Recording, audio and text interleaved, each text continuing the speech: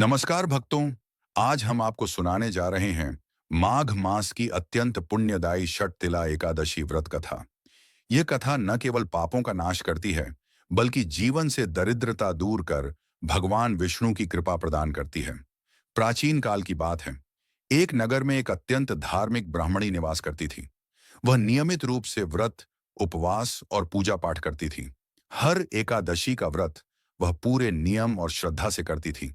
लेकिन एक दोष उसमें था। वह दान तो करती थी, परंतु केवल जल का दान।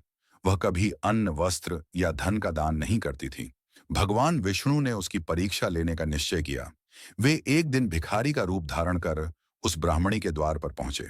भगवान बोले, माता, मैं भूखा हूं। मुझे भोजन और वस्त्र की आवश्यकता है। ब्राह्मणी ने श्रद्धा से उन्हें प्रणाम किया और केवल जल प्रदान कर दिया।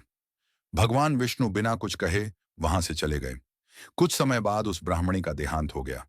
अपने व्रतों के पुण्य से उसे स्वर्ग की प्राप्ति तो हुई, लेकिन वहां उसे भोजन और सुख सुविधाओं का अभाव महसूस हुआ। तब उसने भगवान विष्णु से पूछा, प्रभु, मैंने तो जीवन भर व्रत किए, फिर भी मुझे यह कष्ट क्यों? भगवान विष्णु ने उत्तर दिया, तुमने व्रत और पूजा तो की, लेकिन अन्न, वस्त्र और धन का दान नहीं किया। इसी कारण तुम्हारा पुण्य अधूरा रह गया। ब्राह्मणी ने क्षमा मांगी और प्रायश्चित का उपाय पूछा।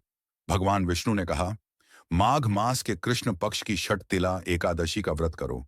इस दिन तिल से स्नान करना, तिल का दान देना, तिल से हवन करना, तिल का सेवन करना और तिल का दीपदान करना। इन 6 कर्मों से सभी दोष नष्ट हो जाते हैं। ब्राह्मणी ने विधि विधान से षट तिला एकादशी का व्रत किया।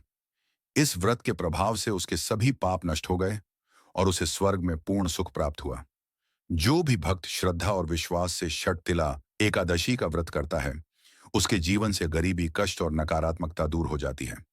भगवान विष्णु उस पर अपनी विशेष कृपा बनाए रखते हैं और अंत में मोक्ष प्रदान करते हैं। जय श्री हरि विष्णु। AUM नमो भगवते वासुदेवाय। 8